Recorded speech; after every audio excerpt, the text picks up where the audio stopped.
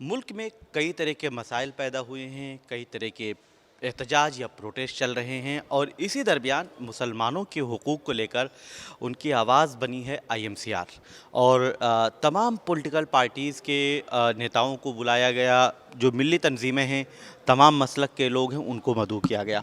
नदीम साहब, जिस तरह से पूरी मीटिंग हुई कॉन्स्टिट्यूशन क्लब में और आज इस्लामिक सेंटर में प्रेस कॉन्फ्रेंस हुई, ये पूरा प्लान क्या है? क्या मनसूबाबंदी कर रहे हैं? क्या करना ये चाहिए? कोई मंसूबा नहीं है और ये आईएमसीआर का प्रोग्राम नहीं था। मैं तो एपीसीआर से हूँ, अदीब साहब आईएमसीआर से हैं। ये मुसलमानों की कलेक्टिव एक कंसल्टेशन मीटिंग थी।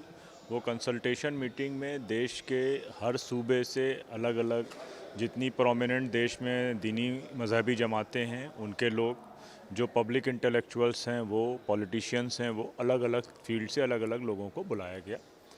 और जो मुद्दे इस वक्त देश में हैं, चाहे वो hate crime, mob violence, targeted attack का हो, या बुलडोज़र जस्टिस जिसको कहा जा रहा है, डेमोलिशन की ड्राइव चल रही है मसाजिदों पे, मदरसों पे, या एसआईआर के इश्यूज़ हैं, या डिलिमिटेशन अभी एक नया मसला दरपेश है। तो इन सब इश्यूज़ पर मुस्लिम कम्युनिटी कैसे रिस्पॉन्ड करे, या वक्फ का मसला आया फिर अभी यूसीसी चल रहा है, उसके अलावा अलग अलग बिल्स आ रहे हैं। तो इस पे और ऐसा नहीं है कि हमको ये लगता है जैसे आपने कहा कि आईएमसीआर काम कर रहा है, पीसीआर पूरे देश में 3000 के आसपास मुकदमे देख रहा है, तमाम जमातें, जमीयत सब अपने अपने काम कर रहे हैं। लेकिन जो हमारा रिस्पांस है ग्राउंड पे, वो उन सब के बावजूद काफ़ी कमज़ोर है। तो ये बात तय हुई कि इन सब कामों को अगर हम कलेक्टिव अंदाज में एक साथ बैठकर एक प्लान बनाकर करेंगे तो उसका असर बेहतर अंदाज में पैदा होगा। दूसरा, मिल्लत इस्लामिया में, मुसलमानों में इसके इसके पॉजिटिव मैसेज जाएंगे और उनमें कॉन्फिडेंस बिल्ड होगा। तो इन सब को देखते हुए मीटिंग बुलाई गई थी। जी। जिस तरह से मिल्लत इस्लामिया की जब बात कर रहे हैं कि उनके इश्यूज़ को देखकर ये मीटिंग की गई, एक कलेक्टिव बातचीत हुई, मीटिंग हुई, इसमें बहुत सारे लोग जमा हुए। लेकिन जब देश में अभी कॉकरोच जनता पार्टी का जो पूरा एक सीजेपी का स्टूडेंट्स का जो प्रोटेस्ट चल रहा है, उस दरमियान आपकी आवाज़ क्या लगता है कि कहाँ तक पहुँच पाएगी? देखिए, पहली बात तो ये है कि ये एक इंटरनल मीटिंग थी। ये कोई कॉन्फ्रेंस नहीं थी। मैंने बार बार आपसे कह रहा हूँ, कंसल्टेशन मीटिंग थी, कोई कॉन्फ्रेंस नहीं थी, कोई सिंपोजियम नहीं था, कोई पब्लिक रैली नहीं थी। और आप ये कह रहे हैं, या कोई अगर ये कहता है कि काकरोच के रैली के बीच में आपको ये प्रोग्राम नहीं करना चाहिए, तो आपको शायद याद हो कि काकरोच की रैली के बीच में ही राजस्थान के सीमावर्ती इलाकों में मस्जिदें शहीद कर दी गई। काकरोच की रैली के बीच में ही जो है वो जौहर यूनिवर्सिटी का मामला सामने आ गया। काकरोच के प्रोटेस्ट के बीच में ही मध्य प्रदेश में यूसीसी का बिल पास हुआ। तो और हमने किसानों के आंदोलन को भी देखा है, जो कि 1 साल से ज़्यादा चला। तो बहुत से देश में आंदोलन चल रहे हैं, छात्रों को अपनी समस्याएं हैं जिसको लेकर वो अपने अंदाज में जंतर मंतर पर बैठे हुए हैं। ये आप जिनकी बात मुसलमानों आप की कर रहे हैं, जो मस्जिद इन्हदाम की या मदरसों की, आप एपीसीआर के तहत तमाम सूबों में जा रहे हैं, तमाम शहरों में जा रहे हैं, वहाँ पर बातचीत कर रहे हैं, कई सारी प्रेस कॉन्फ्रेंस आपकी मैंने देखी है कि आपने पूरी रिपोर्ट पेश की है। तो ये जो कुछ हो रहा है, इसके लिए किस तरह से आगे की हिकमत अमली कारआमद जी, साबित वही होगी जो वही मैं रणनीति कह है? रहा हूँ कि जैसे आपने कहा कि हम काम कर रहे हैं, मैंने भी कहा हम काम कर रहे हैं। लेकिन हमको लगता है कि इतने काम करने के बावजूद जो समस्याएं हैं, और जाहिर सी बात है समस्या सरकार पैदा कर रही है। सरकार से जब समस्या पैदा करने पे अपने नागरिकों के लिए आ जाए तो क्या करेंगे। तो इन सब कामों के बावजूद जो इफ़र्ट्स होने चाहिए वो इफ़र्ट उतने नहीं हो पा रहे हैं प्रॉब्लम्स को देखते हुए। इसीलिए ज़रूरत महसूस की गई कि जो लोग अलग अलग कोशिशें कर रहे हैं उनको एक धारे में पिरोया जाए और सब लोग एक अंदाज में, एक सिंक्रोनाइजेशन में के तहत, सिंक्रोनाइज वे में इस काम को करें। इसके लिए मीटिंग बुलाई गई है, जिसमें हमने एक कमेटी का प्रपोजल पास किया है, कुछ रेजोल्यूशंस पास किए हैं, और 3 महीने में जो चीज़ें इंटरनली हमने तय करी हैं उस पे हम काम करेंगे। और 3 महीने के बाद दोबारा बैठेंगे। हो सकता है दोबारा हम कोई कॉन्फ्रेंस के नवैयत पे बैठें, कोई पब्लिक रैली के नवैयत पे बैठें, लेकिन 3 महीने के बाद दोबारा मिलेंगे। आपने एक जौहर यूनिवर्सिटी का ज़िक्र किया, अभी काफ़ी सुर्खियों में है। जो उसके 40 में से 38 बिल्डिंगें जो हैं, इमारतें, उनको कहा जा रहा है कि वो मंजूरी नहीं ली गई थी, नक्शा नहीं पास था, तो उसको इन्हदाम करने का नोटिस आ गया है।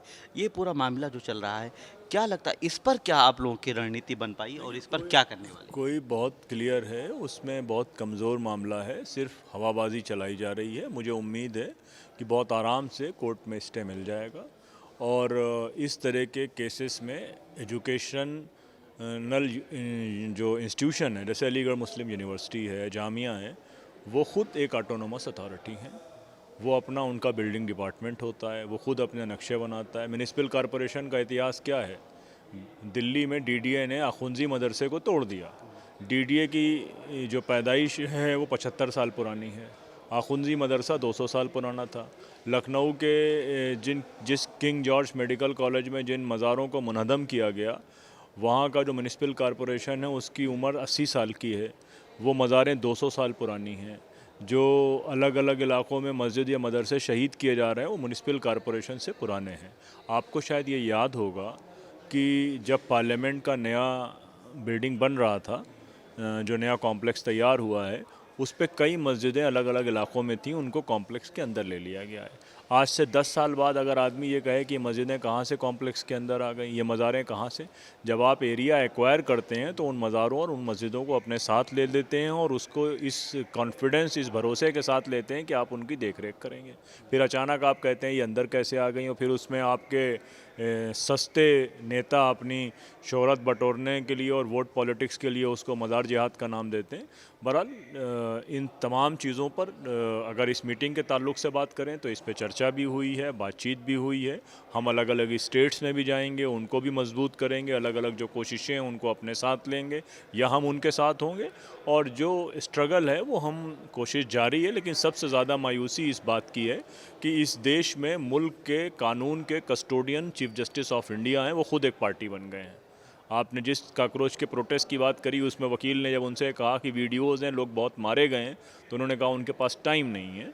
तो हमारे जिस तरह के केसेस में सुनाया जा रहा है कि ऑब्जर्वेशंस जो होते हैं वो बहुत अच्छे होते हैं, लेकिन जब ऑर्डर आता है तो उल्टा होता है। तो बहरहाल वक्त है, हमको लगता है कि ये थोड़ा मुश्किल वक्त है, लेकिन जिस तरह से हम लोग काम कर रहे हैं और जिस तरह से सारे लोग मिलकर काम करेंगे तो इंशाल्लाह ये वक्त बदलेगा। आखिरी सवाल कि जिस तरह से पूरी मीटिंग हुई और जो खाका आपने तैयार किया, मुल्क के तमाम शहरों में जाने का, तमाम सूबों में जाने का प्लान है, कितने पुरुम्मीद नज़र आ रहे हैं, कितना नतीजा निकल देखिए, हम पुरुम्मीद ना भी हों तो हम क्या करें? हम तो उस मुहाने पर हैं जहाँ पर हमारे पास कोई दूसरा रास्ता नहीं है। हमको जितने भी रास्ते, हमको पॉलिटिकल वोट देकर, वोट देने की मुहिम चलाकर अगर रास्ता नज़र आएगा तो हम वो करेंगे। हमको कानून का रास्ता नज़र आएगा तो हम वो करेंगे। हमको आवाम के बीच में जाने का रास्ता नज़र आएगा तो वो हम करेंगे। हमको लगता है कि हम आवाम के साथ खड़े होंगे, उससे आवाम का कॉन्फिडेंस बनेगा तो हम वो करेंगे। तो whatever the ways are there, we are following the all ways. तो जो भी अपॉर्चुनिटी मिलेगी हम उसको अवेल करेंगे। हम इस क्राइसिस में हैं कि हमारे पास पिक एंड चूज़ का कोई सेटअप नहीं है। जी, शुक्रिया। तो एपीसीआर के नदीम खान साहब से ख़ास बातचीत में उन्होंने ये कहा कि मुल्क की जो इशूज़ हैं उनको हम लेकर आवाम के दरमियान जाएंगे, सड़कों पर जाएंगे, लोगों से बातचीत करेंगे और ख़ास तौर पर तमाम धर्म के लोगों को या तमाम मज़हब के लोगों को हम एक साथ लाकर बातचीत करेंगे। वीडियो जर्नलिस्ट धर्मेंद्र के साथ मैं निसार अहमद खान, भारत एक्सप्रेस, दिल्ली। हमारी वीडियो आपको पसंद आए तो लाइक कीजिए, शेयर कीजिए और सब्सक्राइब कीजिए। साथ ही कमेंट बॉक्स में आप अपनी राय भी ज़रूर दें। और हाँ, अगर फेसबुक पर आप वीडियो देख रहे हैं तो हमारे पेज को फॉलो करना ना भूलें।